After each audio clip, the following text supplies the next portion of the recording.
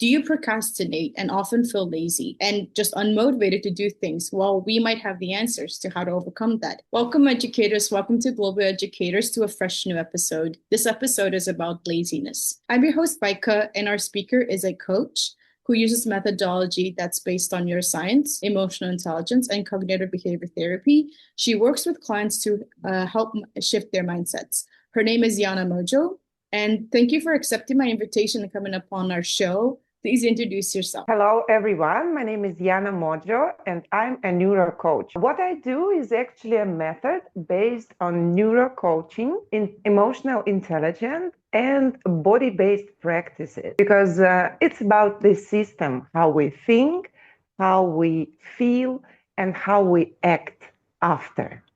So I specialize in helping women and men, especially those in leaderships, who are running maybe their own businesses, to regulate their emotions, to understand their nervous system, to build healthier habits, to build a connection, to build relationships with people, and to stay more connected with yourself. My work basically combines neuroscience, like I said, emotional awareness, and body-based practices. Sometimes I also create women's circles, and sometimes I do different spiritual practices. In me is a kind of combination of where science meets spirituality. That's amazing. Thank you for your introduction. And I think a lot of my audience will find this episode extremely helpful because we've never had a topic on neuroscience.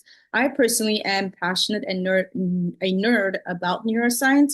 I'm not an expert, but I am super excited about this episode. So let's talk about who or what inspired you to study neuroscience and become a neuro coach. So what inspired me, like I said, it is I'm a person who combined two things, like where science meets spirituality. So 8 years ago, I became a spiritually awakening person. So I started doing numerology and then astrology and the Vedic astrology. It's the deep Indian knowledge of astrology. So I get the education in this and get like a master's degree. And then I was like for 8 years consulting people for different questions from their life. But after like, let's say 5 years, I really understood that astrology and all these spiritual instruments that are giving us knowledge about other people, they're actually a kind of, let's say, diagnosis instrument. Whether I give my clients like the view of what's going on, and then they take this knowledge and they say, okay, very nice, and so on. And maybe they come back to read it because there's some recommendations about how to use your birth chart and information. So maybe sometimes they go back, read again, and then again, nothing changes. So I was feeling that I'm missing the important instrument that I would like to use in my career to help people really for like a change in their life. And this is how I came for these shoes, whether I want to become maybe a psychologist, a counselor, or I want to become someone else. And then this is how neuroscience appeared to me. I start searching the information about the possibilities, how I can help the other people in the base of psychology and different approaches. And that's how I came to neuroscience. And I find it very interesting because I really can see biologically, by nature, it's like very logistic way of how really our body, nature, and the way we think works. So I find this approach very interesting. And first of all, I felt it by myself because it's like who I am. I always try everything by myself. So I tried it first and I saw how impactful it is.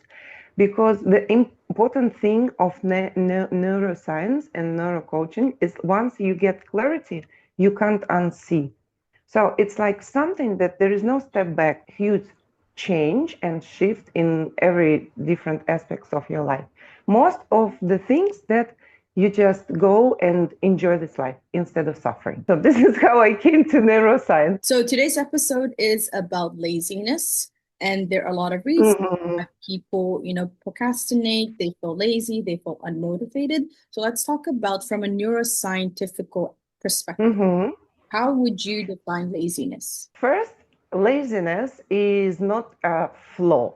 It is often something that your nervous system trying to protect because when we feel lazy, it's always about the things that are somehow feeling a resistance. So, like neuroscience says, first in all this process, we start to think about what we need to do, and something what we're thinking become to bring us pain because we're starting feeling emotions that are going second after our area of the brain that start bringing the cognitive area that start bringing us the thoughts.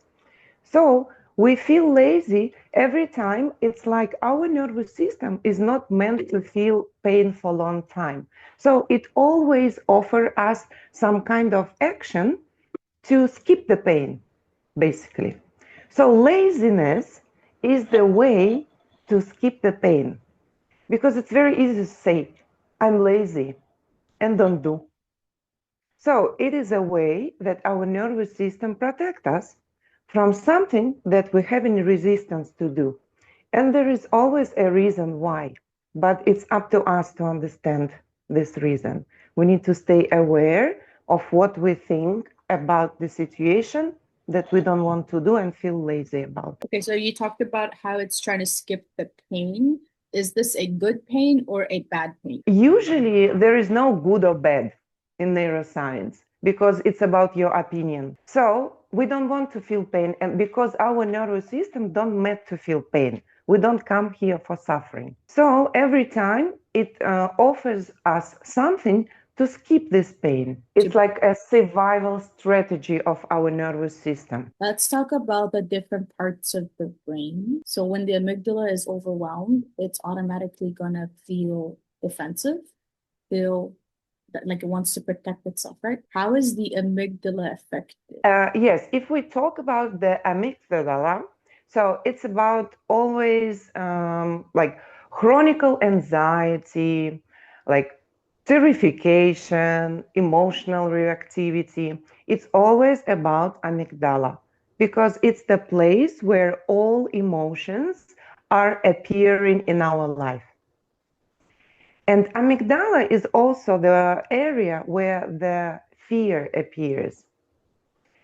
And that is why many people, when they think and when the word or thought new appears, we always automatically feel fear. So this fear is usually feeling us in body in every way is not so nice. So we skip. The same with laziness. Sometimes in this process of laziness, we feel fear of the process that we need to do. Because in our past, there was some experience that we had. So our nervous system remembered this experience, and now it brings like the way of you see, how you think about situation, and how you react. So if you many times, or even people around you, like grown-ups or your parents, are used to say for you, like, oh, you are lazy, or oh, he's lazy.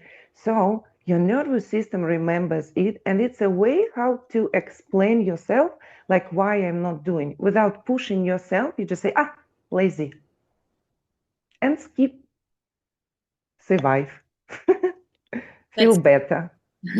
let's talk about the prefrontal cortex. How is that affected, and what kind of role does this play in the part of being lazy? Prefrontal cortex is like the CEO of the brain. It's the area that actually helps you to prioritize things, to plan, to manage emotions. So, but it has like a limited capacity. If you are juggling too much, if you have not slept a lot, if you always under stress, it starts to shut down. That's why when you feel like indecisive, if you feel frozen, if you can't move, So even if you know that you need to do it, you can't do it because it's just overwhelmed. You need to have this kind of rest, and you need to have recharge of energy. It's also like a process that like takes energy from you. So you're overwhelmed, you can't do it. And it's like, even if you want and you push yourself and so on, you won't move, unfortunately. You will move till the peak, let's say, and then you will fall very, very like down. Is that why burnouts happen? Yes, yes, it's exactly why burnouts happen. And then it's very important about burnouts. Every what we do in our life should have a kind of strong why and the through your will. Because if you do something about the goal, or we always feel resistance and laziness and procrastination when we don't feel interest in what we're doing, when we don't do it on our own will. But it's life. These things can happen. Not always we can enjoy and do something. In this way, we can use neuroscience and the way our brain works to actually trick it sometimes. When we need to do something important, we need to use, for example, the Pomodoro technique. It's an exercise that brings you to do something that you feel resistance and you don't want to do. So you put the alarm, for example, for tomorrow at 12 p.m., start doing this, what you need to do, but only for 25 minutes, just to try. And then from that moment when you set the alarm, you mentally begin to prepare yourself, because it's only the dialogue with yourself. Nobody is telling there. Nobody is telling you not to do something. It's you what you're doing with yourself. So you start this dialogue consciously and prepare yourself that, okay, we would just try 25 minutes. It's like no one, not even 30 minutes. It's only 25. And then I have 5 minutes rest. So you start set the alarm. That's how you prepare your nervous system that tomorrow you will be strong and you will do basically what you planned. And then when you hear the alarm, it's like a kind of reminder for you, and you actually start doing. So you prepare yourself, you hear the alarm, you start doing for 25 minutes, you stop for 5 minutes, and you absolutely do something different. You search on social media, distract, whatever, do what you want, 5 minutes. Then again, alarm is bringing, and then you start doing again for 25 minutes. You ask yourself, is that okay? I do 25 minutes. Most of the times people say, yeah, okay, let's try 25 minutes more. And after that, they just even don't want to stop for 5 minutes, because you're already involved in the process. Your nervous system sees that it's nothing scary there. It's nothing new. You're already doing it. So you just proceed and you want to finish what you already begin. You didn't ask me question. That's amazing. Thank you for your amazing advice. Touch on emotions a little bit. What kind of emotions is going through a person's head that's feeling lazy? Usually when we talk about emotions, it's appear like fear, it can be guilt, it can be shame, and it can be perfectionism that is actually blocking us from movement. Like I said, we are humans, we are grown-ups, but we actually don't know how to feel emotions in our body because nobody teaches us. Our parents also don't know how to process their emotions in the body. And many people in the world do so. That is why people are shouting at children, and children see it as a habit of processing an emotion.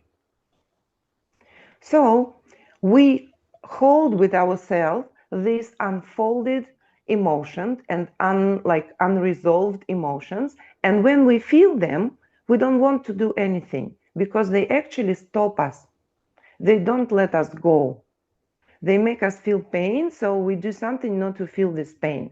And we actually don't move where we want to. Right. So in this process, emotions are like very important because, okay, we can understand what we think about the cognitive like ability of our brain, but in this sequence, emotions are like very important thing because only like this you can actually stop in the trigger and choose different action after by when you understand how anger feels in your body, how fear feels in your body, how it starts bringing and appearing. And after this, in the triggering situation, you can stop and understand consciously what is going on. Okay, I'm feeling angry. I need to breathe 3 times, and now I can proceed the conversation and not beat somebody on the face because I'm angry or shout at my kids because I can't shout to somebody who is more stronger. Mm-hmm. So it's a kind of distractive way also how we process emotions. And even the anger, like in all that big list of different emotions that we experience a lot of times, only 4 are given us by nature. It's fear, it's anger, it's sadness, and it's joy. The rest of emotions are the kind of tones of these 4 that are coming from these 4 main, or something like shame and guilt that was created by humans to manipulate other humans. And all these bad emotions, like, again, I don't say bad, I don't like bad. Let's say all emotions like fear, anger, shame, guilt, that doesn't feel good in the body. We want to skip immediately. So when we need to do something and we don't do it by our will and joy and interest, we feel resistance, we feel pain, and we want to skip this pain. We don't want to do where we feel pain.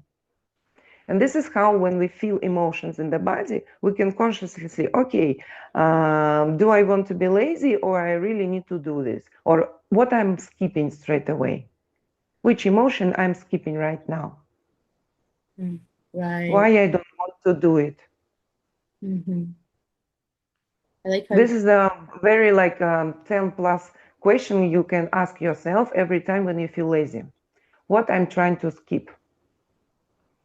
And start like asking fear, is it guilt, is it shame, is it jealousy, is it sadness, is it grief, because sadness and grief are also not moving emotion.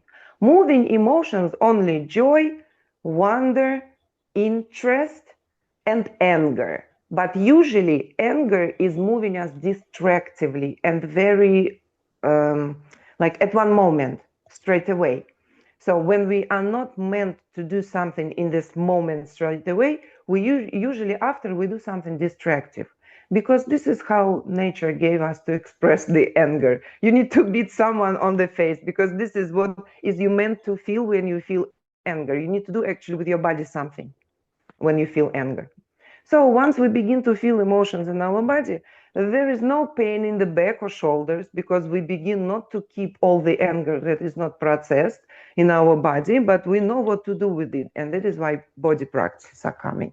And the same when we begin to understand and name the emotion that is bringing us the pain, we can disconnect with this. Because sometimes feeling emotion on like the consistent way, it becomes the habitual way of feeling.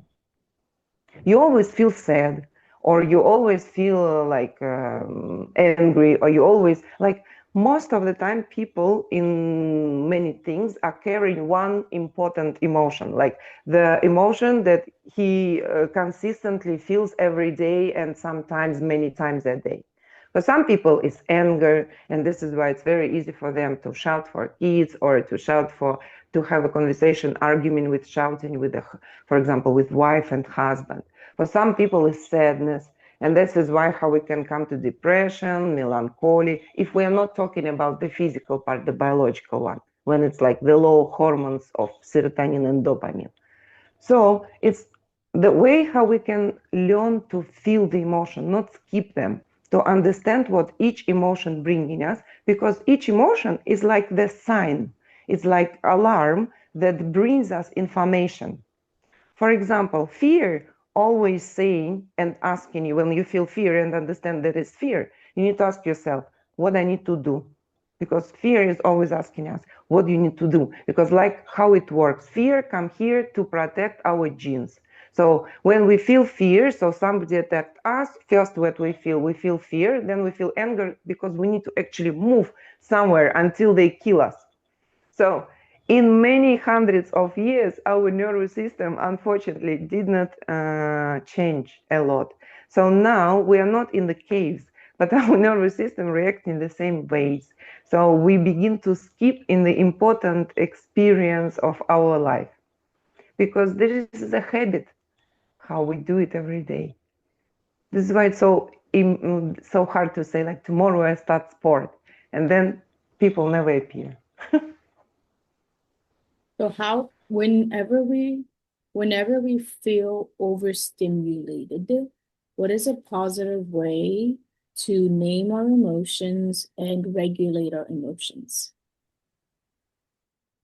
So the easy way actually is to really question yourself. What's going on and what I feel right now? And why do I feel this? And try to describe the situation with facts. Like what's going on, not like something you like opinion or thoughts about it, but what's going on. Because like this, you can see clearly what's happening and making you feel bad. Because like I say, there is no laziness, there is no procrastination. It's just a way of our nervous system to skip what doesn't feel good for us. Or maybe it is not ours. Maybe it's somebody, society, parents, partner, but it's not your will. Because if it comes from your will and from your interest, you won't feel lazy or procrastinate or so on. I You read, just do because you cannot not do.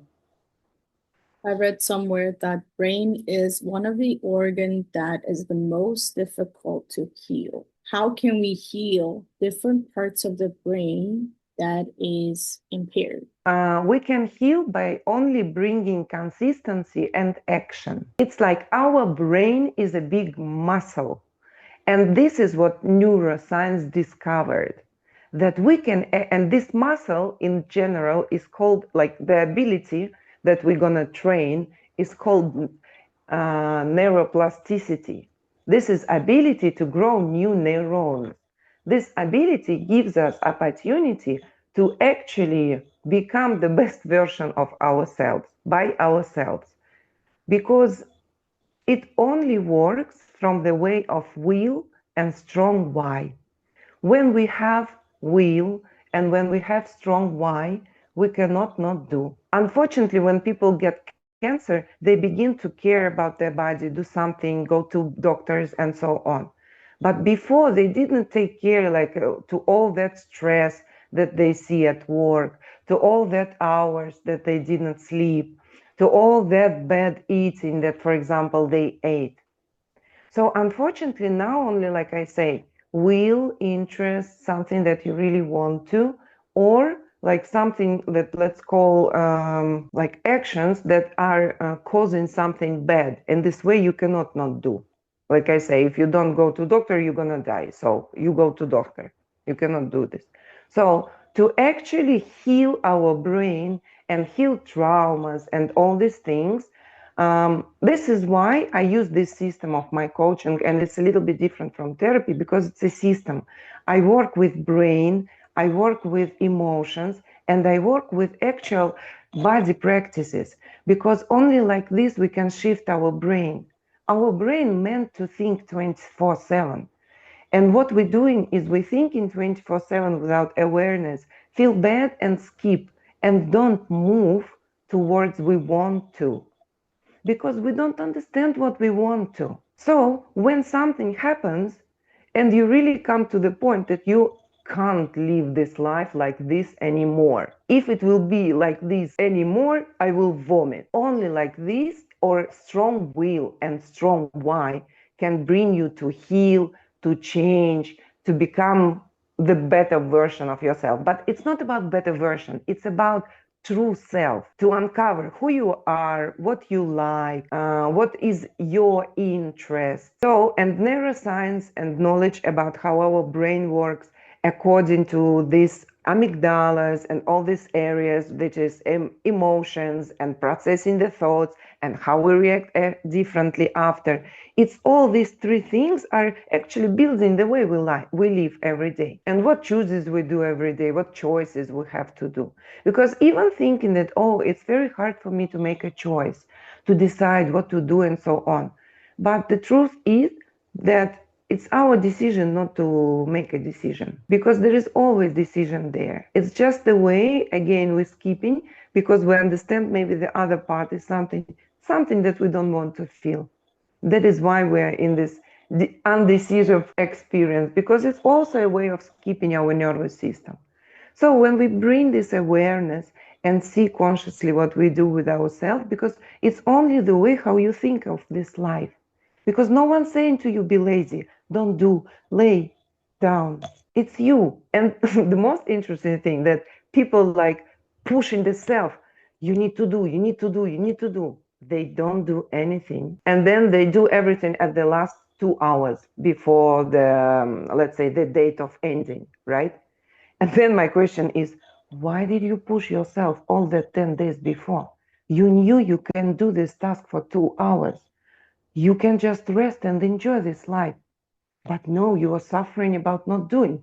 And then at the same point, you don't do. So this is how it works. We need to reprogram our brain, reprogram our nervous system, and reprogram like the way we see this life, let's say like this.